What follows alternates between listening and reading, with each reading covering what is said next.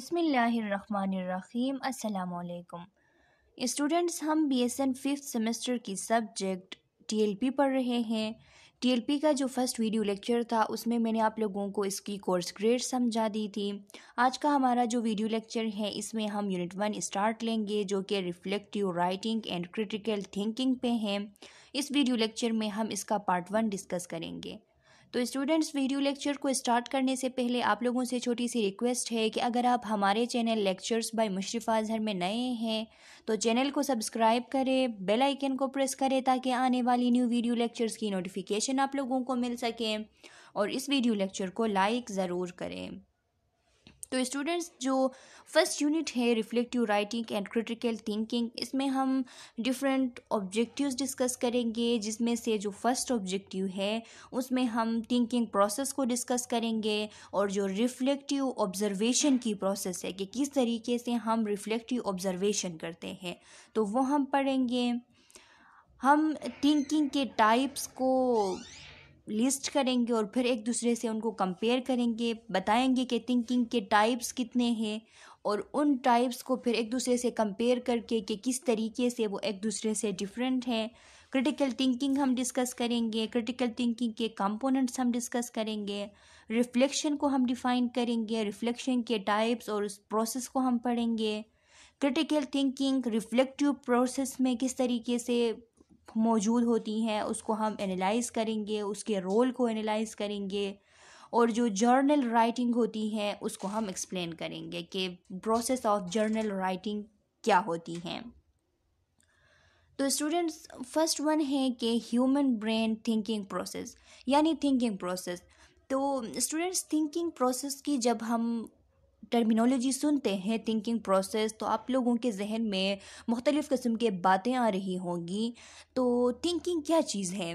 Thinking जो अभी आप सोच रहे हैं कि हम अभी टीएलपी हमने स्टार्ट किया है ये यूनिट, तो आगे जाके हम क्या पढ़ेंगे, तो ये भी थिंकिंग है। आप लोगों की एक सिंपल सी सोच हो गई कि आगे जाके टीएलपी में हम क्या पढ़ेंगे, तो ये भी थिंकिंग कहलाती हैं।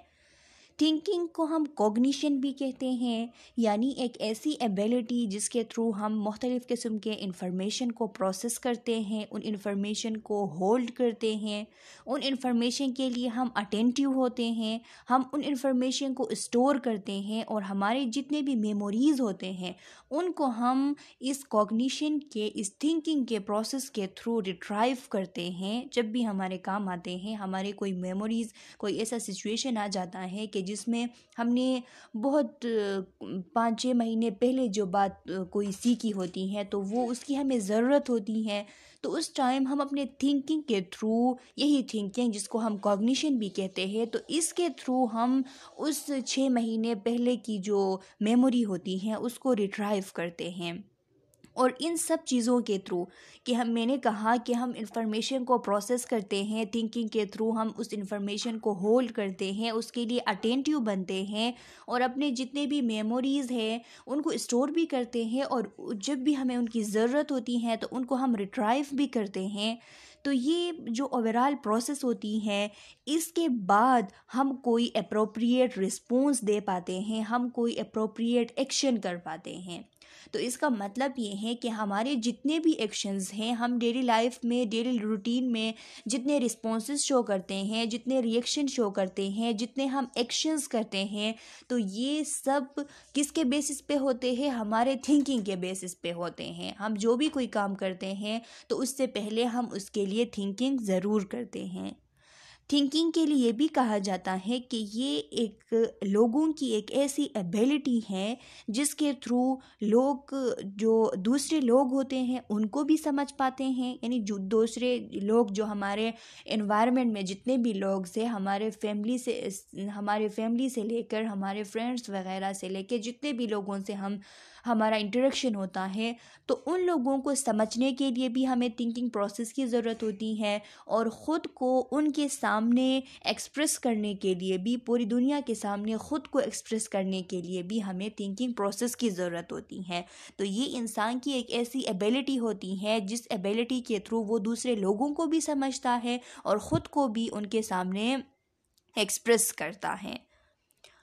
तो स्टूडेंट्स, देखते हैं कि हमारे स्लाइड्स में क्या लिखा हुआ है कि a human brain thinking process. The thinking process was oriented by doctor Eliyahu Goldratt. ये एक डॉक्टर इलियाहू गोल्ड रेटम जो है ये एक शख्स थे, इन्होंने एक डॉक्टर थे. इन्होंने क्या किया था, थिंकिंग प्रोसेस को फर्स्ट टाइम इन्होंने ओरिएंट किया था. ये इनका जो नाम है ये अब आप लोगों को याद रहना लाजमी है, मे बी इससे MCQs बन सकती हैं. तो थिंकिंग प्रोसेस क्या है? It is a mechanism that allow us to verbalise. ये वो मैकेनिज़्म है जो कि हमें अलाउ करती है कि हम बोले. वर्बलाइज मीन्स कि हम कोई ज़बानी किसी चीज़ को बयान करें. तो ये जो हम ज़बानी कोई भी चीज़ें बयान करते हैं, हम बोलते हैं, तो ये कौन हमें अलाउ करता है? हमारा जो थिंकिंग प्रोसेस है वो हमें अलाउ करता है. Construct, analyse and communicate cause and effect relationship to propose feasible solution to the problem. ये एक ऐसी मैकेनिज़्म है जो कि हमें अलाउ करती है कि हम बोले, यानी हमारी मदद करती हैं बोलने में, हमारी मदद करती हैं चीज़ों को कंस्ट्रक्ट करने में. अपने लिए कोई चीज़, हम कोई नॉलेज बिल्डअप कर रहे हैं, कोई भी इंफॉर्मेशन हम बिल्डअप कर रहे हैं, तो उसको बिल्डअप करने में हमारी मदद करती हैं, हमसे वो बिल्डअप ये करवाती हैं. एनालाइज़ करती हैं मुख्तलिफ़ चीज़ों का जो हम तज्ज़िया निकालते हैं, तो वो जो हम एनालाइसिस करते हैं, जो तज्ज़िया निकालते हैं, तो उसका रीज़न भी हमारा थिंकिंग है कि हमारा थिंकिंग जो है वो हमसे चीज़ों को वर्बलाइज़ करवाता है, चीज़ों को कंस्ट्रक्ट करवाता है, चीज़ों को एनालाइज़ करवाता है, हमसे कम्युनिकेट करवाता है. हम जो कम्युनिकेशन करते हैं, तो ये कम्युनिकेशन कौन करवाता है? हमारा थिंकिंग प्रोसेस करवाता है. जो काज एंड इफ़ेक्ट्स होती हैं, काज एंड इफ़ेक्ट्स मीन्स के अगर कोई काम हुई तो हम सोचते हैं कि इसकी वजह क्या थी कि ये काम हुई. फ़ॉर एग्ज़ाम्पल के फार्माकोलॉजी सब्जेक्ट में अगर एक स्टूडेंट के बहुत अच्छे मार्क्स आ जाते हैं, तो वो स्टूडेंट सोचता है कि अच्छा, फार्माकोलॉजी सब्जेक्ट में मेरे इतने अच्छे मार्क्स क्यों आए, इसकी वजह क्या थी, इसकी काज क्या थी? क्योंकि मैंने अच्छे से इसको प्रिपेयर किया था, मेरी प्रिपरेशन फार्माकोलॉजी के लिए बेस्ट थी, तो फार्माकोलॉजी के लिए मेरी प्रिपरेशन बेस्ट होने की ये इफ़ेक्ट है कि आज मेरे मार्क्स जो है वो बहुत अच्छे आए हैं. तो ये मुख्तलिफ़ किस्म के सिचुएशन में, डेली लाइफ में, डेली रूटीन में जितने भी हमारे साथ जितने भी एक्शन हम करते हैं, जितनी भी बातें होती रहती हैं, तो उनका कॉज एंड इफ़ेक्ट हम निकालते हैं कि कौन सी ऐसी वजह थी जिसकी वजह से ये इफ़ेक्ट हुई है, ये काम हुआ है. तो ये सब कुछ जो हम करते हैं ये हम अपने थिंकिंग प्रोसेस के थ्रू करते हैं. और ये सब कुछ करने का मकसद क्या होता है? To propose feasible solution to the problem. कि इन सब चीज़ों के थ्रू काज एंड इफ़ेक्ट का सोच के हम इंफॉर्मेशंस को प्रोसेस करके, उनको होल्ड करके, वर्बलाइज करके, कंस्ट्रक्ट करके, एनालाइज करके, कम्युनिकेट करके हम क्या करते हैं? हम किसी भी प्रॉब्लम का एक फिजिबल सल्यूशन मींस कि कोई मुमकिन सल्यूशन, कोई प्रैक्टिकेबल सल्यूशन हम निकालते हैं. तो किसी भी प्रॉब्लम का कोई मुमकिन सल्यूशन निकालने के लिए हम जितने भी काज एंड इफ़ेक्ट देखते हैं, हम कम्युनिकेशन करते हैं, हम एनालाइज करते हैं, हम कंस्ट्रक्ट करते हैं, वर्बलाइज करते हैं, ये जितने भी मैकेनिज़्म हम करते हैं, तो ये सब कुछ हम अपने थिंकिंग प्रोसेस के थ्रू करते हैं. लिखा है ये जो अल्बर्ट आइंस्टाइन है, ये क्या कहते हैं कि the world we have created is the product of our thinking. कि हमने अपने लिए जो दुनिया बनाई होती हैं, जो दुनिया हमने अपने लिए अख़ज़ की होती हैं, तो वो क्या है? वो प्रोडक्ट है हमारे थिंकिंग का. It can not be change without changing our thinking. हम दुनिया को उस वक्त तक चेंज नहीं कर सकते जब तक हम अपने थिंकिंग को चेंज ना करें. यहाँ पे अपने लिए दुनिया बनाने का ये जो बात लिखी गई है कि अपने लिए हमने जो दुनिया बनाई है, तो इसका मतलब ये है कि हम दुनिया को जिस नज़रिए से देखते हैं, जिस नज़रिए से हम दुनिया को देखते हैं, जिस नुक्ते नज़र से हम दुनिया को देखते हैं, तो वो हमारी दुनिया होती हैं, वो हमने अपने थिंकिंग के थ्रू बनाई होती हैं. थिंकिंग के थ्रू ही हमने वो नज़रिया बनाया हुआ होता है, हमने अपना वो नुक्ता नज़र बनाया होता है, और फिर उसी तरीके से हम चलते हैं. तो हम तब तक इसमें कोई चेंजेस नहीं ला सकते जब तक कि अपने थिंकिंग को हम चेंज ना करें। तो ये कहना है अल्बर्ट आइंस्टाइन का। Thinking exist at the top mental activity demonstrated by human. अब देखिए स्टूडेंट्स, यहाँ पे बात आ गई मेंटल एक्टिविटीज़ की। तो मेंटल एक्टिविटीज़ क्या क्या होती हैं? हम जो रीजनिंग करते हैं, हम फीलिंग करते हैं, किसी चीज़ को महसूस करते हैं, हम किसी चीज़ को परसीव करते हैं, हम प्रॉब्लम्स को सॉल्व करते हैं, तो ये सब मेंटल एक्टिविटीज़ कहलाती हैं। और ये जितने भी मेंटल एक्टिविटीज़ है, फॉर एग्ज़ाम्पल रीजनिंग करना, किसी चीज़ को फील करना, किसी चीज़ को परसीव करना, किसी प्रॉब्लम को सॉल्व करना, तो ये सब कुछ डिपेंड करती हैं हमारे थिंकिंग पे। और थिंकिंग भी एक मेंटल एक्टिविटी है, हमारे माइंड का, हमारे ब्रेन का एक एक्टिविटी है। तो इसको टॉप मेंटल एक्टिविटी इसलिए कहा जा रहा है कि बाकी के जो हमारे मेंटल एक्टिविटीज़ होते हैं थिंकिंग के अलावा, for example reasoning, feeling, perceiving, problem solving, और इसके अलावा भी बहुत सारे एक्टिविटीज़, तो वो सब थिंकिंग पे डिपेंड करती हैं। इसीलिए कहा जाता है कि जो थिंकिंग है ये टॉप मेंटल एक्टिविटी है। और ये कौन करता है, थिंकिंग कौन करता है? तो ह्यूमन करता है, एक इंसान जो है वो थिंकिंग करता है। All human accomplishments and advancement come from the result of thoughts। ये जो जितने भी इंसान के जो accomplishment होते हैं, उसके जो कामयाबियाँ होती हैं, उसके जो advancements होते हैं, कि ये जो दुनिया तरक्की करती जा रही है, तो ये कहाँ से आई है? ये सब इंसान के सोच से आई हैं। ये सब रिजल्ट है इंसान के सोच का। ये जो जितने भी मशीन्स बने हुए हैं, फ्रीज़र्स बने हुए हैं, जहाज़ बने हुए हैं, गाड़ियाँ बनी हुई हैं, इस तरह मुख्तलिफ़ किस्म के अभी रिसेंटली कितनी एडवांसमेंट आई हुई है तो टेक्नोलॉजीज़ वगैरह में। तो ये सब कुछ जितने भी एडवांसमेंट है, तो ये इंसान के सोच का रिज़ल्ट है, ये इंसान के सोच से आती हैं। Thoughts and activities are inseparable.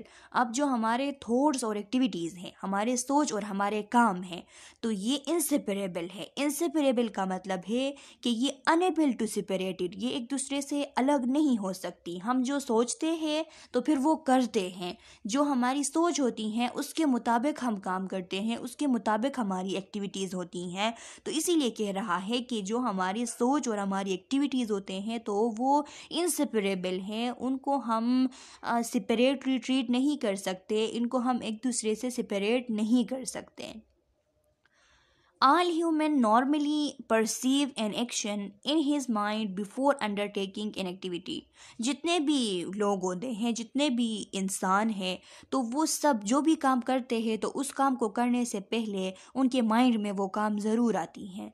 For example, आप रात को जब बैठते हो तो आप सोचते हो कि कल के दिन मैंने क्या करना है। आप सोचते हो कि कल के दिन मैंने उठ के यूनिवर्सिटी जानी है, मैंने पढ़ना है, मेरे ये टीएलपी की क्लास है, या फिर मेरी फार्माकोलॉजी की क्लास है, या किसी और सब्जेक्ट की। तो जो काम आप करते हो पहले उसके बारे में आप ज़रूर सोचते हो। फॉर एग्ज़ाम्पल, एक पानी को जब आप पीते हो, आपको प्यास लगती है, तो पानी आप ग्लास में डालते हो तो आपके जहन में आता है कि अभी मैंने इसको पीना है। तो इसका मतलब है, इस सेंटेंस का मतलब है कि इंसान जो भी काम करता है, जो भी एक्टिविटी करता है, तो उस एक्टिविटी को करने से पहले उसके जहन में वो बात ज़रूर आती है, वो उसके बारे में ज़रूर सोच करता है।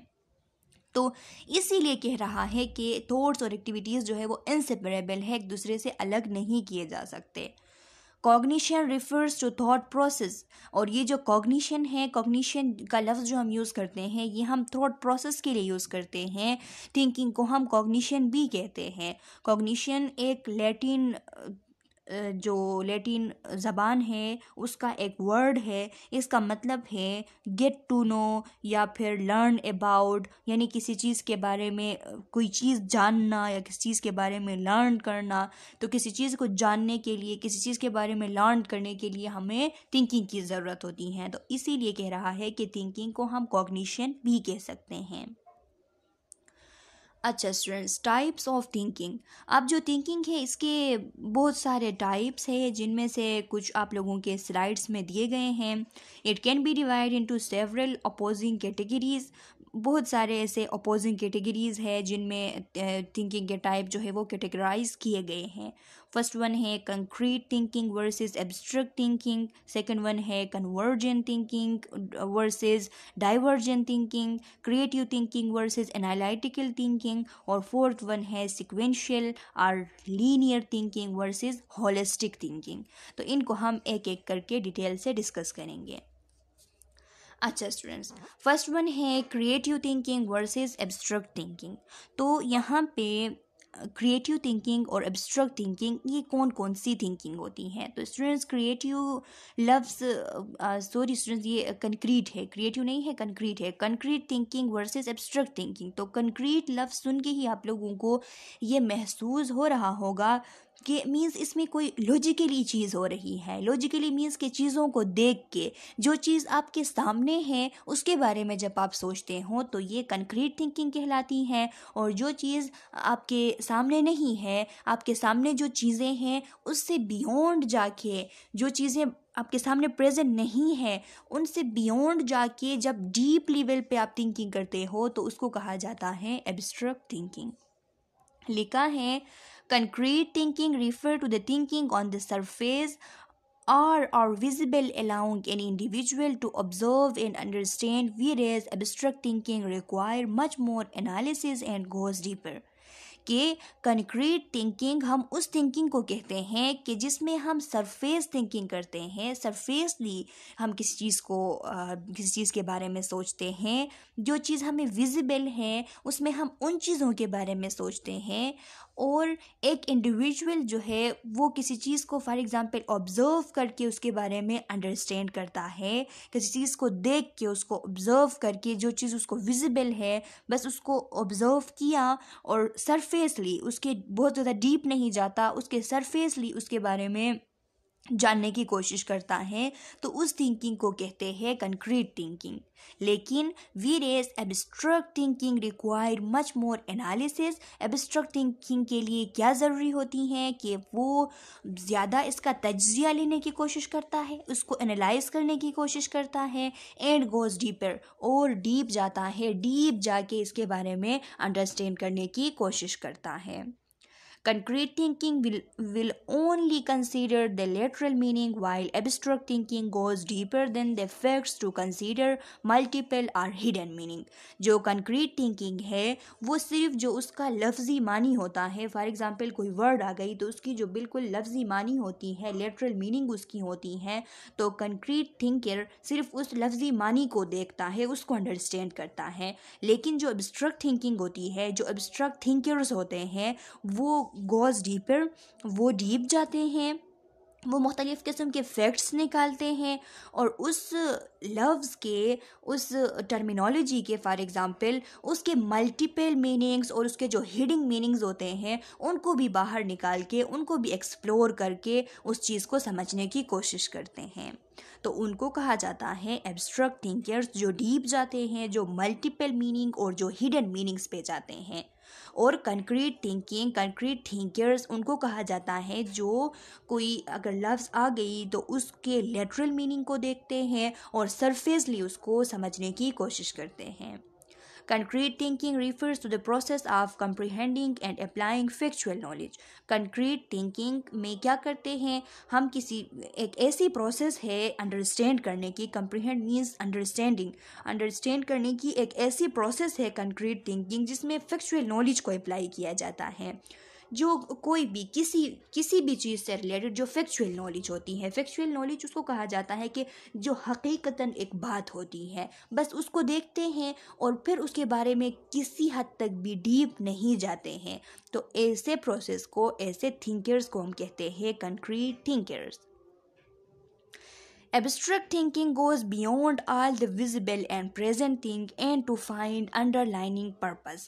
अब देखिए जो abstract thinking होती है इसमें क्या होता है, ये beyond जाता है, जितने भी उसके visible चीज़ें हैं, जितने भी उसके सामने logically जो चीज़ present है उस पे वो नहीं जाता, वो उसके beyond जाता है, उससे हट के सोचता है। और जितने भी present think होते हैं तो उनकी जो उसके सामने प्रेजेंट थिंग होते हैं तो उनके बारे में इंफॉर्मेशन लेने की कोशिश नहीं करता, बल्कि उनके जो पर्पसेस है उन प्रेजेंट थिंग के अंडरलाइनिंग जो पर्पस है, उनका जो मकसद है, उसको जानने की कोशिश करता है, तो इसको कहते हैं एब्स्ट्रैक्ट थिंकिंग। आप एग्जाम्पल देख लें कि a concrete thinker will look at a flag and only see specific color, marking or symbol that appear on the cloth. An abstract thinker would see the flag as a symbol of country or organization. They may also see it as a symbol of liberty and freedom. अब यहाँ पे to type के thinkers मौजूद हैं। एक वो thinkers जो concrete thinking करते हैं और एक वो थिंकर्स जो एब्स्ट्रैक्ट थिंकिंग करते हैं। दोनों ने एक जो झंडा है वो देखा, एक फ्लैग देखा। फ्लैग को देख के जो कंक्रीट थिंकर्स हैं उन्होंने क्या देखा? उन्होंने देखा कि एक कपड़े का टुकड़ा है और कपड़े के टुकड़े पे कुछ निशान भी मौजूद हैं और इसमें एक ख़ास किस्म के कलर मौजूद हैं।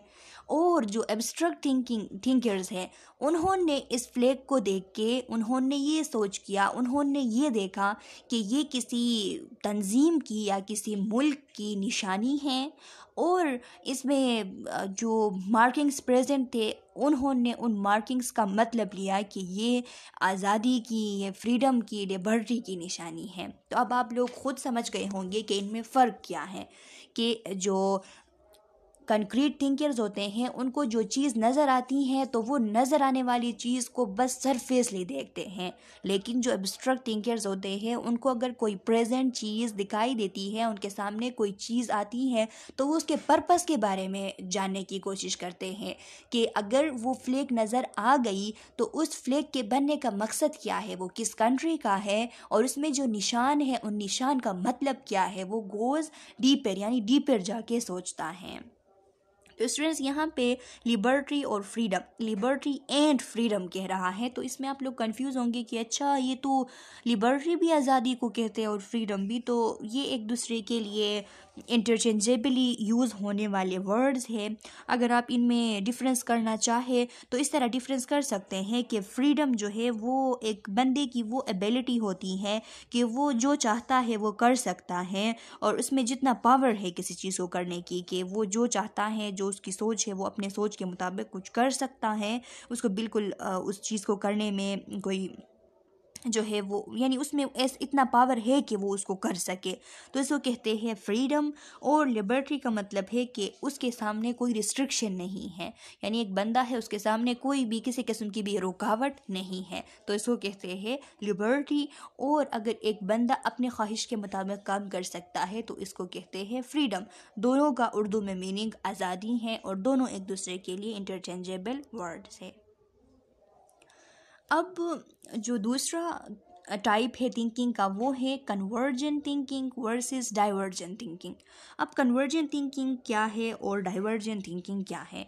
तो स्टूडेंट्स, कन्वर्जेंट थिंकिंग और डाइवर्जेंट थिंकिंग के लिए ये जो मैं आप लोगों को फर्स्ट सेंटेंस पढ़ाऊंगी तो इसको आपने याद रखना है कि जो कन्वर्जेंट थिंकिंग है ये एक ऐसी प्रोसेस है कि जिसमें हम किसी प्रॉब्लम को सोल्व करने के लिए कंक्रीट और फिमिलर थिंकिंग करते हैं, यानी हम किसी भी प्रॉब्लम को सोल्व करने के लिए कंक्रीट और फिमिलर सलूशन जो ढूंढते हैं, तो उसको उस सोच को जिस सोच के थ्रू हमने कंक्रीट और फिमिलर जो हमने सलूशन ढूंढी है प्रॉब्लम को सोल्व करने के लिए, तो जिस सोच से ढूंढी है उस सोच को कहा जाता है कन्वर्जेंट थिंकिंग।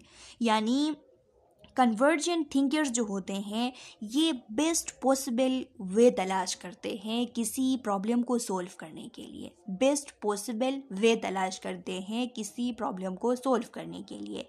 लेकिन जो डाइवर्जेंट थिंकर्स होते हैं ये क्या करते हैं? डाइवर्जेंट थिंकिंग एक क्रिएटिव प्रोसेस होती है, इसमें लोग कोई ओरिजिनल आइडिया जनरेट करने की कोशिश करते हैं, कोई न्यू पॉसिबिलिटीज़ जनरेट करने की कोशिश करते हैं। फॉर एग्ज़ाम्पल, कोई भी एक प्रॉब्लम जो है वो सामने आ गई तो उस प्रॉब्लम को सॉल्व करने के लिए दो लोग बैठे हुए हैं, एक कन्वर्जेंट थिंकिंग वाला है और दूसरा जो है वो डाइवर्जेंट थिंकिंग वाला है। अब कन्वर्जेंट थिंकिंग वाला ये सोचेगा कि ये जो प्रॉब्लम है इसको सॉल्व करने के लिए बेस्ट पॉसिबल वे क्या है, जो पहले से मौजूद हो, वो जो बेस्ट पॉसिबल वे है वो पहले से मौजूद हो, तो उस वे को ढूंढेगा और उस वे के थ्रू उस प्रॉब्लम को सॉल्व करेगा। लेकिन ये जो डाइवर्जेंट थिंकिंग वाला है ये क्या करेगा, ये कोई नया वे तलाश करेगा कि कोई ऐसा तरीका मुझे मिले कि उस तरीके से मैं इस प्रॉब्लम को सॉल्व करूँ। इसे वो जो पुराना वाला तरीका है, जो बेस्ट पॉसिबल वे है, वो भी इसको मालूम होगी, लेकिन उसको छोड़ के, उससे हट के ये इस प्रॉब्लम को सॉल्व करने के लिए कोई नया तरीका, कोई नया ऐसा वे कि कोई क्रिएटिव वाली सेंस के इसके लिए वो डेवलप करे कि जिसके थ्रू इसको इस प्रॉब्लम को सॉल्व करे, तो इसकी कोशिश ये होगी। तो स्टूडेंट्स आगे जाके हम पढ़ेंगे क्रिएटिव थिंकिंग। तो क्रिएटिव थिंकिंग में मैं यहाँ पे ही आप लोगों को समझा देती हूँ कि क्रिएटिव थिंकिंग में भी हम यही पढ़ेंगे कि क्रिएटिव थिंकिंग जो है उसमें हम नई इन्वेंशन करने की कोशिश करते हैं, न्यू आइडिया बनाने की कोशिश करते हैं, न्यू रू से हम किसी चीज़ को देखने की कोशिश करते हैं। उसमें भी हम ये पढ़ेंगे कि किसी प्रॉब्लम को सॉल्व करने के लिए हम नया कोई तरीका जो है वो डेवलप करते हैं। तो फिर आप लोग उसमें कंफ्यूज होंगे कि अच्छा अब ये जो डाइवर्जेंट थिंकिंग है इसमें और जो क्रिएटिव थिंकिंग है उसमें अब क्या फ़र्क हुआ। तो स्टूडेंट्स इनमें इतना फ़र्क नहीं है। डाइवर्जेंट थिंकिंग को हम क्रिएटिव थिंकिंग भी कह सकते हैं और क्रिएटिव थिंकिंग को हम डाइवर्जेंट थिंकिंग भी कह सकते हैं। एक दूसरे के लिए इंटरचेंजेबल वर्ड्स हैं, लेकिन इनमें फ़र्क इतना है कि जो क्रिएटिव थिंकिंग है वो थोड़ी ब्रॉड कैटेगरी की है और डाइवर्जेंट थिंकिंग जो है उससे लो कैटेगरी की है। क्रिएटिव थिंकिंग होने के लिए, एक बंदे में क्रिएटिव थिंकिंग होने के लिए उसमें डाइवर्जेंट थिंकिंग होना लाजमी है। अगर एक बंदे में डाइवर्जेंट थिंकिंग है तब वो क्रिएटिव थिंकिंग कर सकता है और कोई चीज़, कोई इन्वेंशन वो कर सकता है। अगर उस बंदे में डाइवर्जेंट थिंकिंग नहीं है तो फिर वो क्रिएटिव भी नहीं हो सकता। तो इसीलिए ये डाइवर्जेंट थिंकिंग और क्रिएटिव थिंकिंग सिमिलर चीज़ें हैं। अब यहाँ पे लिखा हुआ है कि आप लोगों के स्लाइड्स में कि convergent thinking involve bringing fact and data together from various sources and then apply logic and knowledge to solve problem or to make informed decision or to find a single answer। कि convergent thinking में क्या करते हैं, बहुत सारे facts और data को हम ले आते हैं, एक साथ उनको जमा करते हैं, मुख्तलिफ सोर्सेज से हम उनको उठाते हैं और एक लॉजिकल एक नॉलेज हम अप्लाई करते हैं। कोई लॉजिकल नॉलेज के हमें पता हो कि इसके थ्रू, यानी वो कोई ऐसी सल्यूशन हो कि हमें पता हो कि इस सल्यूशन के थ्रू ये जो प्रॉब्लम है वो सॉल्व हो सकती हैं। तो वो लॉजिक, वो नॉलेज उठा के हम उस प्रॉब्लम को सॉल्व करने के लिए यूज़ करें, या फिर हम अगर कोई डिसीजन मेकिंग कर रहे हैं तो उन रिसोर्सेज से हासिल की हुई जो लॉजिक है, जो नॉलेज है, उसको यूज़ करके हम कोई डिसीजन बनाए, या फिर हमारा कोई क्वेश्चन था, उस क्वेश्चन के पीछे हम लगे हुए थे तो उसका कोई एक सिंगल आंसर हम निकाल ले। इस पे आप समझे स्टूडेंट्स के फाइंड ए सिंगल आंसर, कि हम सिंगल आंसर निकालें। हमारी कोई क्वेश्चन थी और उस क्वेश्चन के लिए हम लगे हुए थे, हमने बहुत सारे रिसोर्सेज को देखा, लेकिन हमने उसका क्या किया, सिर्फ एक सिंगल आंसर निकाल लिया। तो ये जो कन्वर्जेंट थिंकर्स होते हैं, ये सिंगल आंसर इनको मिल जाए तो ये बस खामोश हो जाते हैं, ये सेटिस्फाई हो जाते हैं। लेकिन जो डाइवर्जेंट थिंकर्स होते हैं वो अगर एक सिंगल आंसर उनको मिल जाए तो उस पर वो सेटिस्फाई नहीं होते, वो मल्टीपल आंसर चाहते हैं, वो मल्टीपल वे चाहते हैं कि उस प्रॉब्लम को सॉल्व करने के लिए सिर्फ एक वे ना हो, मल्टीपल वे हो। मल्टीपल वे के लिए वो कोशिश करते हैं, तो उनको हम कहते हैं डाइवर्जेंट थिंकर्स। यहाँ पे कन्वर्जेंट थिंकिंग की एग्जाम्पल आप लोगों को दी गई है कि शर्लॉक होम्स पजल्स ये एक गेम होती हैं स्टूडेंट्स। आप लोग इसको अगर गूगल पे पेस्ट करें और पिक्चर्स पे आप जाके देखें तो पिक्चर्स में आप लोगों को पिक्चर्स मिलेंगी जिसके थ्रू आप समझ सकोगे कि मुख्तलिफ़ किस्म के मटेरियल्स होते हैं जिनको इकट्ठा करके उनको एक दूसरे के साथ जोड़ के एक स्पेसिफिक चीज़ बनानी होती हैं। तो वो जो स्पेसिफिक चीज़ बनानी होती है उसका स्ट्रक्चर्स पहले से इन लोगों को मालूम होता है, जो कन्वर्जेंट थिंकिंग होते हैं, कि हमने ये जो टूटी फूटी चीज़ें हैं इनको एक दूसरे के साथ जोड़ के वो ख़ास स्पेसिफिक स्ट्रक्चर बनानी है। और वो तरीका भी उनको पता होता है कि इस तरीके से हम जोड़ेंगे तो वो ख़ास स्पेसिफिक चीज़ बन जाएगी। तो वो क्या करते हैं, कोशिश करके वो तरीका ढूंढ के और उसी तरीके से वो चीज़ जो है वो बिल्ड अप करते हैं, कंस्ट्रक्ट करते हैं और वो स्पेसिफिक स्ट्रक्चर बना देते हैं। तो ये कन्वर्जेंट थिंकर्स हैं। लेकिन इसी एग्जाम्पल में अगर हम डाइवर्जेंट थिंकर्स को इन्वॉल्व करें, तो अगर ये टूटी फूटी चीज़ें हम डाइवर्जेंट थिंकर्स के सामने डालें और उनसे कहे कि इससे ये स्पेसिफिक स्ट्रक्चर बना दो, तो वो क्या सोचेंगे, वो सोचेंगे कि अच्छा ये स्पेसिफिक स्ट्रक्चर बनानी है, इसका ये तरीका भी है कि इस तरीके से हमने ये स्पेसिफिक चीज़ स्ट्रक्चर बनानी है।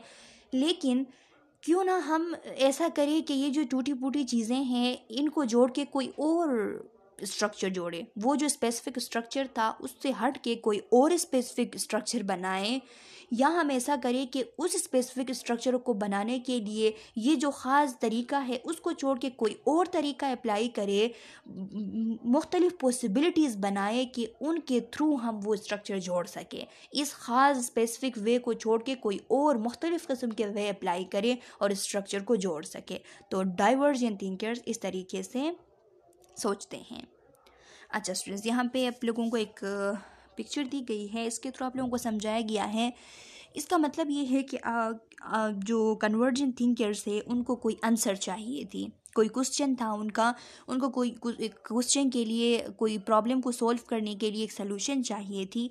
तो वो मुख्तलिफ़ तरीक़ों से कोशिश करते हैं, मुख्तलिफ़ रिसोर्सेज यूज़ करते हैं, लेकिन उस सब रिसोर्सेज को इकट्ठा करके वो एक सिंगल आंसर निकाल लेते हैं। तो ये बीच में जो आप लोगों को दिखाई गई है तो एक सिंगल आंसर है, कि वो सिर्फ एक सिंगल आंसर मुख्तलिफ़ किस्म के फैक्ट्स जमा करके सिर्फ सिंगल आंसर निकाल लेते हैं और वो सिंगल आंसर उनको मिल जाती हैं तो वो सेटिस्फाई हो जाते हैं। अब देखिए, डाइवर्जेंट थिंकिंग के बारे में लिखा है, involves breaking a topic apart to explore its various component part and then generating new ideas and solution. कि ये जो डाइवर्जेंट थिंकिंग होती हैं इसमें एक टॉपिक को ब्रेक करते हैं, उसके मुख्तलिफ़ किस्म के पार्ट निकालते हैं, उसके मुख्तलिफ़ किस्म के कंपोनेंट को एक्सप्लोर करते हैं। कोई भी जो टॉपिक है उसको ब्रेक करके उसके मुख्तलिफ़ किस्म के कंपोनेंट्स अलग अलग किए जाते हैं और फिर उन कंपोनेंट्स को देख के कोई न्यू आइडिया, कोई न्यू सॉल्यूशन जनरेट किया जाता है। यानी कोई न्यू सॉल्यूशन जनरेट किया जाता है, न्यू पॉसिबिलिटीज़ तलाश किए जाते हैं कि हम किस तरीके से कोई न्यू चीज़ जो है वो हम डिस्कवर करें, यानी कोई न्यू पॉसिबिलिटी बनाएं। अगर इनका कोई क्वेश्चन होता है तो उस क्वेश्चन का आंसर ये ढूंढते हैं, और आंसर जब ढूंढते हैं तो इनको कोई एक आंसर मिल जाती है, तो फिर उस आंसर पे ये सेटिस्फाई नहीं होते और ये उस टॉपिक को ब्रेक करके उसके छोटे छोटे कंपोनेंट्स बना के और उन कंपोनेंट्स के बारे में फिर सोचते हैं कि किस तरीके से कोई और आंसर भी निकाला जाए, कि वो भी कोई और, मतलब इस तरीके से कोशिश किया जाए कि वो भी इसका आंसर बन जाए, इस आंसर से हट के कोई और आंसर भी लिया जाए जो इसके लिए बेस्ट आंसर हो। तो वो इस कोशिश में होते हैं। Thinking outward instead of inward. अब जो कन्वर्जेंट थिंकिंग है तो उसके लिए कहा जाता है कि वो इनवर्ड थिंकिंग है। क्यों इनवर्ड थिंकिंग है? क्योंकि वहाँ पे बस उनका मकसद ये होता है कि कोई एक क्वेश्चन है तो उसको टारगेट बना लेते हैं और डिफरेंट एंगल से वो फैक्ट जमा करते हैं और उस एरिया को ले आते हैं और उस एरिया में उनको आंसर मिल जाती हैं तो वो सेटिस्फाई हो जाते हैं। तो इसलिए कहा जाता है कि वो इनवर्ड थिंकिंग है। अब ये जो डाइवर्जेंट है इसको कहा जाता है कि ये आउटवर्ड थिंकिंग है। आउटवर्ड थिंकिंग इसको क्यों कहा जाता है? क्योंकि इसमें जब इनको कोई प्रॉब्लम सॉल्व करनी होती हैं तो फिर ये क्या करते हैं, ये मुख्तलिफ़ किस्म के एरियाज़ से हेल्प लेते हैं, मुख्तलिफ़ किस्म के एरियाज़ को एक्सप्लोर करने की कोशिश करते हैं, उस प्रॉब्लम को ब्रेक करके उसके बारे में सोचते हैं कि हम न्यू पॉसिबिलिटीज़ जनरेट करें, हम ओरिजिनल आइडिया जनरेट करें, जिसके थ्रू मल्टीपल पॉसिबिलिटीज़ पे हम ये प्रॉब्लम जो है वो सॉल्व कर सकें। तो इसलिए इसको कहा जाता है कि ये थोड़ी ब्रॉड कैटेगरी है, ये थोड़ी आउटवर्ड थिंकिंग है। A creative process of developing original and unique ideas. Original ideas बनाने के लिए, यूनिक आइडियाज़ बनाने के लिए, यूनिक आइडियाज़ को डेवलप करने के लिए, ओरिजिनल आइडियाज़ को डेवलप करने के लिए एक क्रिएटिव प्रोसेस होती है डाइवर्जेंट थिंकिंग। अब देखें स्टूडेंट्स के यहाँ पे दोबारा मैं आप लोगों को बताती हूँ कि ये क्रिएटिव थिंकिंग के लाइक है, उसके जैसा है, लेकिन क्रिएटिव थिंकिंग इससे भी ब्रॉड कैटेगरी है और क्रिएटिव थिंकिंग होने के लिए ज़रूरी है कि डाइवर्जेंट थिंकिंग हो। किसी बंदे में डाइवर्जेंट थिंकिंग मौजूद होती है तो वो बंदा क्रिएटिव थिंकर होता है। इसके बाद है analytical thinking versus creative thinking. अब देखिए एनालिटिकल थिंकिंग और क्रिएटिव थिंकिंग, तो लिखा है analytical thinking is about breaking information down into its part and examining those part their relationship। अब इसमें हम क्या करते हैं, कोई इन्फॉर्मेशन मिल जाती है तो जो एनालिटिकल थिंकर्स होते हैं वो उस इंफॉर्मेशन को ब्रेक करते हैं, छोटे छोटे हिस्सों में उसको ब्रेक करते हैं, ब्रेक करके यानी उसको एक्सप्लोर करने की कोशिश करते हैं, उसमें डीप जाते हैं, जाके क्या करते हैं उसके जो पार्ट्स हैं और उन पार्ट्स के एक दूसरे के साथ जो रिलेशनशिप है वो देखने की कोशिश करते हैं। फॉर एग्ज़ाम्पल जो फर्स्ट स्लाइड था उसमें हमने एक नेम हमने पढ़ा था, डॉक्टर इलियाहू गोल्डरेट्टम। तो फॉर एग्ज़ाम्पल ये इन्फॉर्मेशन मुझे मिल गई, मैं एक एनालिटिकल थिंकर हूँ, मुझे ये इन्फॉर्मेशन मिल गई डॉक्टर इलियाहू गोल्डरेट्टम। मैंने इसको ब्रेक किया। ब्रेक मैंने इस तरह किया कि डॉक्टर इलियाहू गोल्डरेट्टम, 4 अल्फाज में मैंने इसको ब्रेक किया और इन 4 अल्फाज के बारे में अब मैं सोचती हूँ कि इनकी आपस में क्या कनेक्शन है, आपस में इनकी रिलेशनशिप क्या है, डॉक्टर क्यों इस नाम के साथ जुड़ा है और ये नाम इतना बड़ा क्यों है, इसमें गोल्ड भी है, रेट्टम भी है, तो मे बी ये रेट्टम उसकी कोई फैमिली से रिलेटेड होगी। ये डॉक्टर उसके साथ इसलिए जुड़ा है क्योंकि उसने बड़ा है, इतना ख़ुद को इस कैपेबल बनाया है, उसके पास डिग्री है, तो इसीलिए उसके साथ ये डॉक्टर जुड़ा हुआ है। तो इस तरीके से मैं इनके दरमियान रिलेशनशिप्स को देखती हूँ, तो फिर मैं क्या करती हूँ, मैं एनालिटिकल थिंकिंग करती हूँ। इस तरह इन्फॉर्मेशंस को ब्रेक करके और उनमें फिर रिलेशनशिप्स को जानने की कोशिश करना, ये एनालिटिकल थिंकर्स का काम होता है। It involves thinking in a logical, systematic order to analyze data, solve problem, make decision and use information। आप देखिए कि जो एनालिटिकल थिंकिंग होती है ये एक लॉजिकल और सिस्टमेटिक ऑर्डर होती है, यानी इसमें बंदा जो है वो लॉजिकली सही तरीके से लॉजिसिटी यूज़ करके लॉजिकली वो सोचता है, सिस्टमेटिक ऑर्डर में वो सोचता है, एक ख़ास अंदाज में वो सोचता है, सिस्टमेटिकली सोचता है, किसी डेटा को एनालाइज करता है, किसी प्रॉब्लम को सॉल्व करता है या कोई डिसीजन मेकिंग करता है या कोई किसी इन्फॉर्मेशन को यूज़ करता है, तो उसको यूज़ करने के लिए वो उसको ब्रेक करके उसमें रिलेशनशिप्स को मालूम करके इस तरीके से प्रॉब्लम को सॉल्व करने की कोशिश करता है, डिसीजन मेकिंग करने की कोशिश करता है। तो ऐसे जो थिंकर्स होते हैं इनको हम कहते हैं एनालिटिकल थिंकर्स। अब देखिए creative thinking refer to conceiving new and innovative ideas by breaking from established thoughts, theories, rules and procedures। अब यहाँ पे है कि जो क्रिएटिव थिंकिंग है ये एक ऐसी प्रोसेस है जिसके थ्रू हम कोई न्यू और इनोवेटिव आइडियाज़ जो है वो कंसीव करते हैं। हम कोई कंसीव मीन्स के कोई आइडिया बनाना, यानी कोई न्यू और इनोवेटिव मीन्स के समथिंग न्यू, समथिंग ओरिजिनल। तो इस तरह की कोई आइडिया हम बनाने की कोशिश करते हैं और वो हम बनाते वक्त हम हेल्प के लिए रिसोर्सेज क्या यूज़ करते हैं, जो इस्टेब्लिश थॉट्स होते हैं। इस्टेब्लिश थॉट्स मीन्स के जो पहले से कायम थॉट्स है, जो बहुत अहम लोगों के थॉट्स है, जो मुख्तलिफ़ किस्म के बुक्स में लिखे गए थॉट्स हैं, बहुत सारे थ्योरीज़ हैं, बहुत सारे रूल्स हैं, प्रोसीजर्स हैं, उन प्रोसीजर्स से, उन रूल्स से, उन थ्योरीज से, उन इस्टेब्लिश थॉट से हम इंफॉर्मेशंस को ब्रेक करते हैं, वहाँ से हम कोई इंफॉर्मेशन लेते हैं और उसको लेके हम उसके जैसा कोई न्यू और समथिंग ओरिजिनल कोई चीज़ जो है वो बनाने की कोशिश करते हैं। तो इसको कहा जाता है creative thinking. It is not about breaking thing down और taking them apart.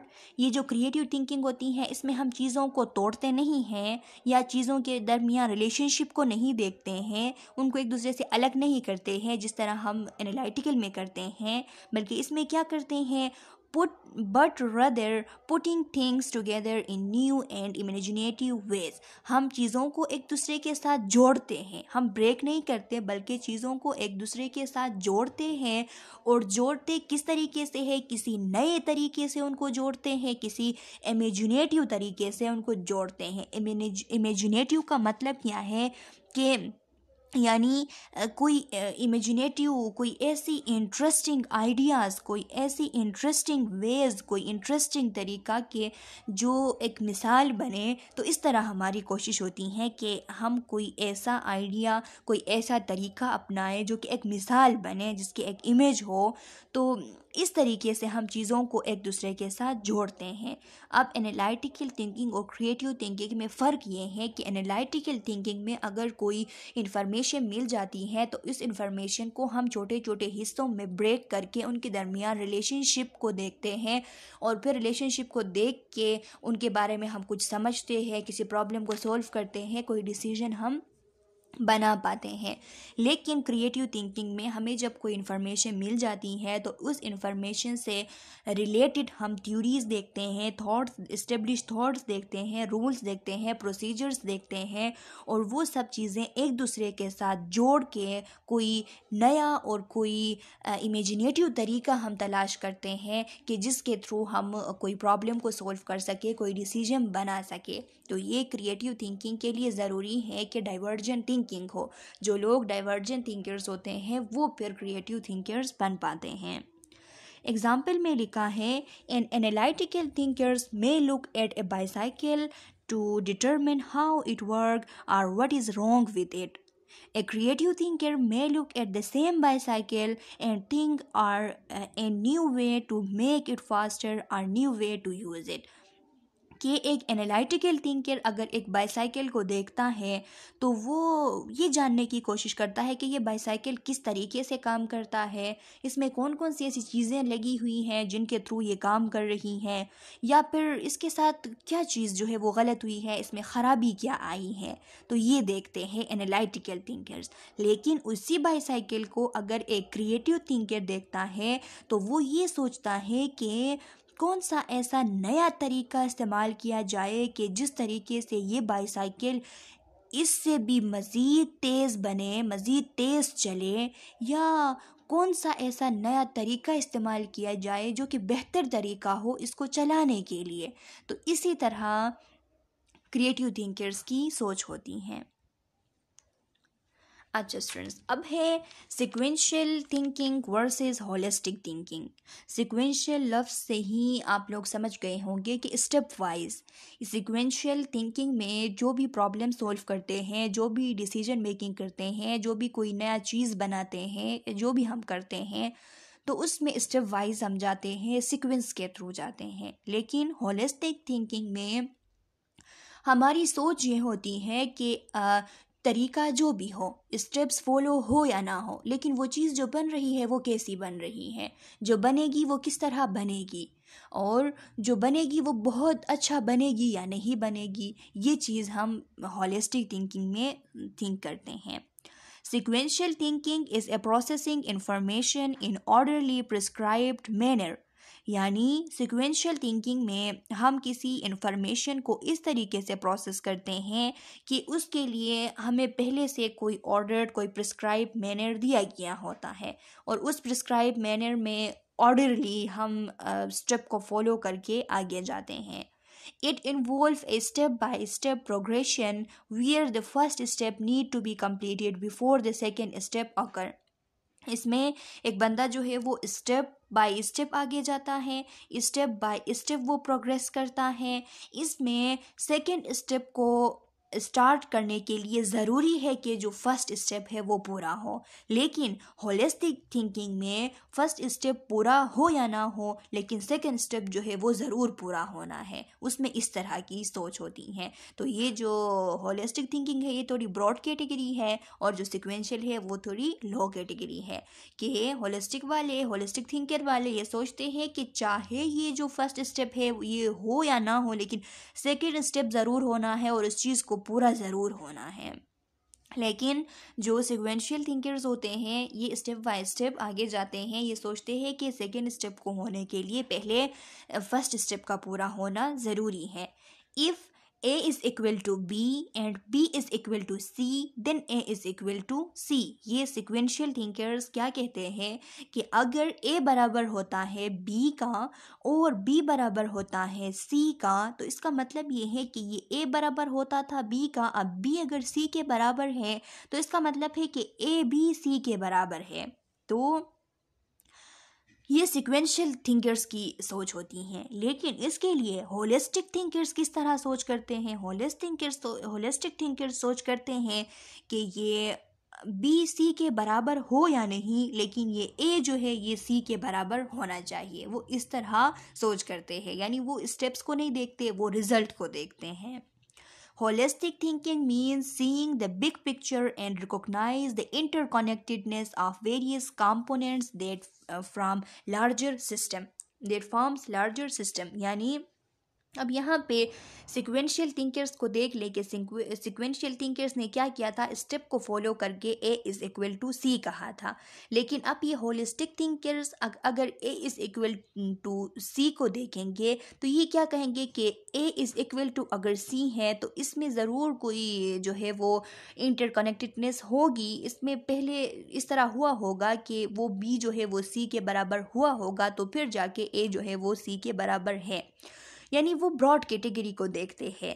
For example कि वो एक बिग पिक्चर को जब देखते हैं, कोई भी बिग पिक्चर उनके सामने आ जाती है, किसी भी लार्जर सिस्टम की एक पिक्चर है वो उनके सामने आ गई, तो वो उस पिक्चर को, उस लार्जर पिक्चर को देख के उसमें चीज़ों की जो आपस में इंटरकनेक्टेडनेस है, जो चीज़ें आपस में जुड़ी हुई है उस सिस्टम को बनाने के लिए, तो उसको वो आसानी से रिकॉग्नाइज कर लेते हैं। वो उसके स्टेप्स को नहीं देखते कि किस स्टेप से बनी है, वो सिर्फ ये देखते हैं कि ये अगर लार्जर सिस्टम बना हुआ है तो उसमें इस चीज़ का इसके साथ कनेक्शन है, इस चीज़ के साथ इस चीज़ का इस दूसरे चीज़ के साथ कनेक्शन है, और उन कनेक्शन के थ्रू ये बना हुआ है। बस वो सिर्फ ये देखते हैं, वो फिर स्टेप्स को नहीं देखते। एग्जाम्पल में लिखा है when assembling a table, कि अगर कोई एक मेज़ बन रही है, एक टेबल बन रही है, a sequential thinker would follow the step by step direction। ये जो sequential thinkers है ये क्या करेंगे, उस मेज़ को बनाने के लिए, उस टेबल को बनाने के लिए स्टेप बाय स्टेप्स आगे जाएंगे। लेकिन a holistic thinker would want to see or mentally visualize how the table would look when it is completed। holistic thinkers अब उस टेबल को बनते वक्त, अब वो टेबल तो उसकी असेंबलिंग हो रही है, वो बनी नहीं है, तो उसको बनते वक्त ही देख के वो चाहते हैं कि ये मुझे जल्दी से बना हुआ नज़र आए, या फिर उसे वो मेंटली अपने जहन में विजुअलाइज करते हैं कि ये टेबल बन रही है तो कैसा बनेगी। तो वो इसको नहीं देखते कि इसमें स्टेप कौन से होंगे, वो ये देखते हैं कि ये बनेगी तो कैसा बनेगी, किस तरह ये लगेगी, तो वो उस चीज़ को देखते हैं। तो स्टूडेंट्स, ये जो सिक्वेंशियल थिंकर्स होते हैं तो ये फेलियर से नहीं डरते, इनको फेलियर की बिल्कुल भी डर नहीं होती।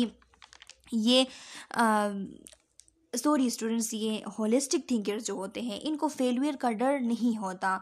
ये बिल्कुल जो है वो स्टेप्स को नहीं देखते, इनको फेलियर का बिल्कुल भी डर नहीं होता कि ये चीज़ जो है इसमें हम फेल हो सकते हैं, ये काम हम पूरा नहीं कर पा सकते हैं, इस तरह ये नहीं सोचते।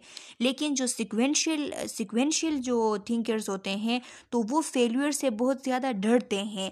वो फेलियर से डरते हैं, इसीलिए वो स्टेप बाय स्टेप आगे जाते हैं ताकि हम सारे स्टेप को फॉलो करें, ताकि आगे जाके हमें फेलियर ना मिले, फेलियर की कोई चांसेस ही ना हो। वो इस तरह सोच करते हैं। लेकिन होलिस्टिक वाले फेलियर से भी नहीं डरते हैं, वो स्टेप को भी नहीं देखते हैं, उनको बस चीज़ जो है वो बनी हुई नज़र आनी चाहिए।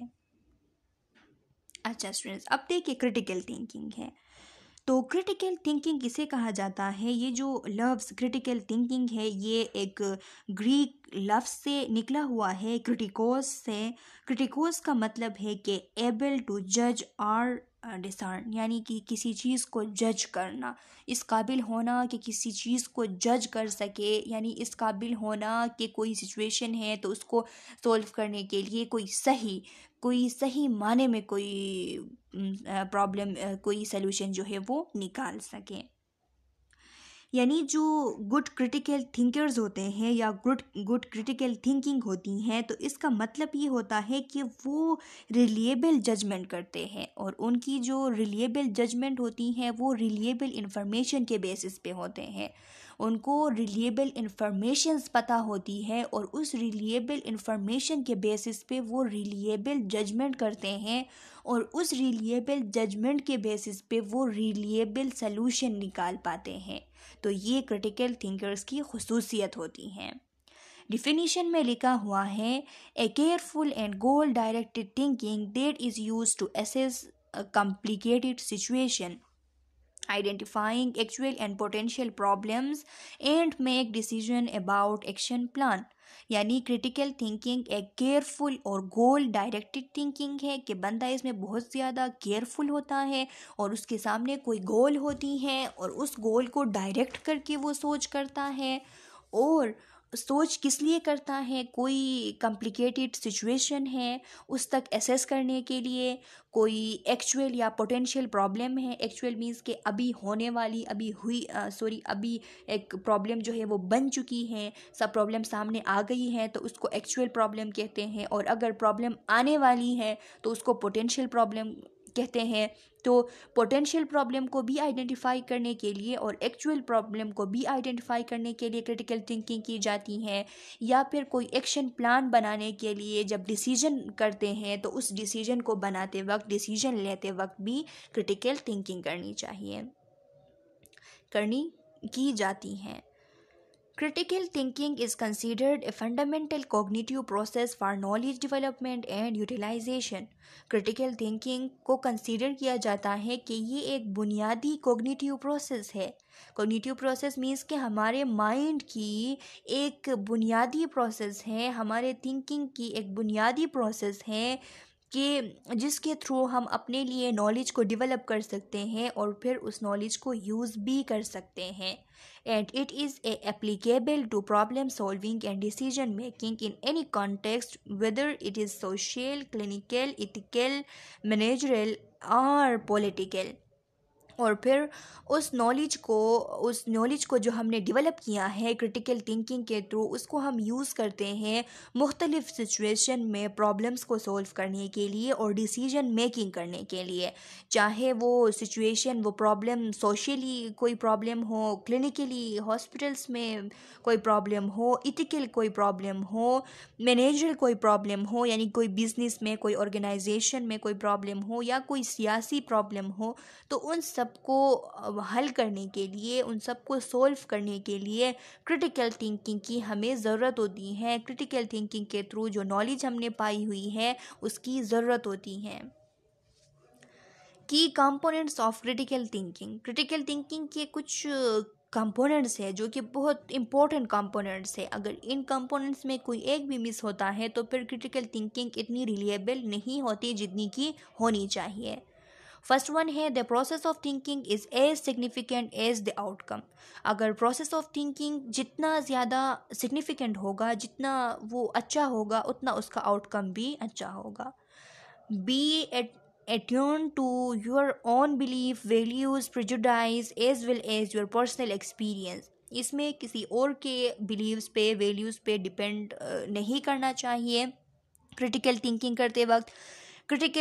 करते वक्त अपने जो उसके बिलीव्स होते हैं उससे एट्यून्ड मीन्स के बाखबर होना चाहिए, अवेयर होना चाहिए, और अपने वैल्यूज़ जो है उसे मालूम होनी चाहिए, अपने उसके जो प्रेजुडाइज है यानी उसके जो एक्चुअल एक्सपीरियंस और उसकी जो ओपिनियंस हैं वो उसको मालूम होने चाहिए, और उसकी जो पर्सनल एक्सपीरियंस है वो उसको मालूम होनी चाहिए। इन सब से उसको बाखबर होना चाहिए। चैलेंज एजम्पशंस यानी क्रिटिकल थिंकिंग में चैलेंज एजम्पशंस का होना कि यानी उसमें चैलेंज होता है कि दूसरों के जो एजम्पशंस होते हैं, जो बिलीव्स होते हैं, तो उसके सामने एक चैलेंजिंग सी आ जाती है कि अगर वो मैच नहीं कर रहे हो, यानी कोई ऐसी सिचुएशन आ गई है कि आपके एजम्पशंस अलग है, दूसरों के एजम्पशंस अलग है, तो उसमें चैलेंजिंग आपके लिए एक चैलेंज आ जाती है। तो उस चैलेंज को सॉल्व करना ये इसकी एक कंपोनेंट है। कंसीडर द आर्ग्यूमेंट्स, जो आर्ग्यूमेंट्स है, जो दलील है, उनको कंसीडर करना कि जो इथिकल अगर कोई बुक है तो वहाँ पे कौन सी दलील दी गई थी इस प्रॉब्लम से रिलेटेड, या फिर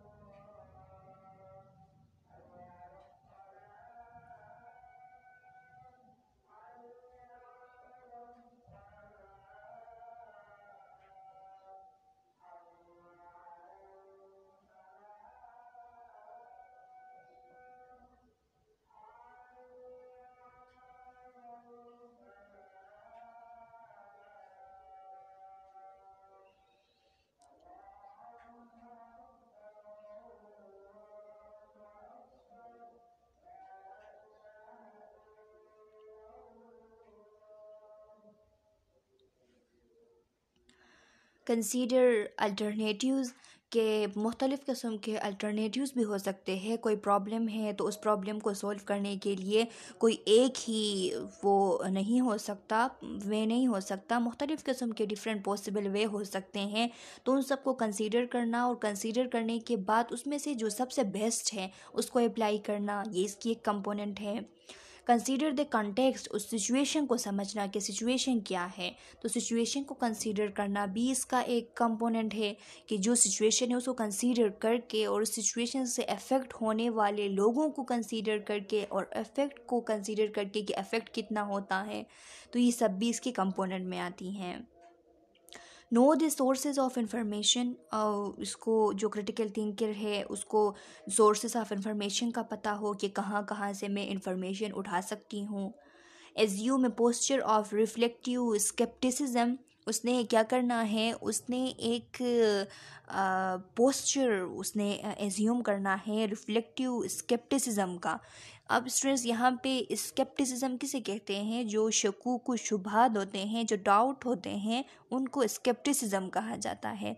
और यहाँ पे लिखा है कि रिफ्लेक्टिव स्केप्टिसिज्म, तो रिफ्लेक्टिव स्केप्टिसिज्म का मतलब ये है कि आप सोचते हो कि आप सोचते हो कि अगर कोई काम, फॉर एग्ज़ाम्पल अगर कोई काम गलत हुई है तो क्यों गलत हुई है, इसकी वजह क्या थी, किस वजह से ये काम गलत हुई है, और आप इस तरीके से सोच के रिफ़्लेक्ट करके उन चीज़ों पे कि क्या हुआ था जिसके होने की वजह से ये गलती हुई है, तो उन सब को सोच के आपके जो शकूक व शुबात होते हैं, आपके जो प्रॉब्लम्स होते हैं, उनके लिए आप कोई सल्यूशन निकाल लेते हो। तो ये जो सल्यूशन निकालना है अपने जो डाउट होते हैं, अपने शकूक व शुबात होते हैं, उन पर रिफ़्लेक्ट करके, तो इसको कहा जाता है रिफ्लेक्टिव स्केप्टिसिज्म। तो यहाँ पे भी क्रिटिकल थिंकिंग करते वक्त रिफ्लेक्टिव स्केप्टिसिज्म करनी चाहिए कि कोई अगर कोई चीज़ रॉन्ग हुई है तो क्यों रॉन्ग हुई है, किस वजह से रॉन्ग हुई है, अगर उस पर आप रिफ़्लेक्ट कर सकेंगे तो अब अभी जो क्रिटिकल थिंकिंग के थ्रू आप जो फैसला कर रहे हो, डिसीजन मेकिंग कर रहे हो, तो उसमें वो गलती आप फिर दोबारा से नहीं दोहराएंगे। नर्सिंग एंड क्रिटिकल थिंकिंग, अब जो नर्सिस होती हैं तो उसके बारे में आपने फर्स्ट सेमेस्टर से लेके अभी फिफ्थ सेमेस्टर तक ये बात सुनी होगी कि नर्सिस को क्रिटिकल थिंकर होना चाहिए, उनको क्रिटिकल थिंकिंग करनी चाहिए। ये इसलिए कहा जाता है क्योंकि जो नर्सेज होती हैं उनकी रिस्पॉन्सिबिलिटी ही ऐसी है कि पेशेंट के साथ डीलिंग करना, पेशेंट के लाइफ के साथ, एक इंसान के, एक ह्यूमन लाइफ के साथ डीलिंग करना। तो ह्यूमन लाइफ के साथ डीलिंग करते वक्त उस नर्स को चाहिए कि उससे गलती जो है वो बिल्कुल ना हो, मिनिमम लेवल पे भी उससे गलती ना हो, क्योंकि उस गलती की वजह से उस इंसान के एक इंसानियत को तकलीफ़ पहुंचती है, इंसान की जान को तकलीफ़ पहुंचती है।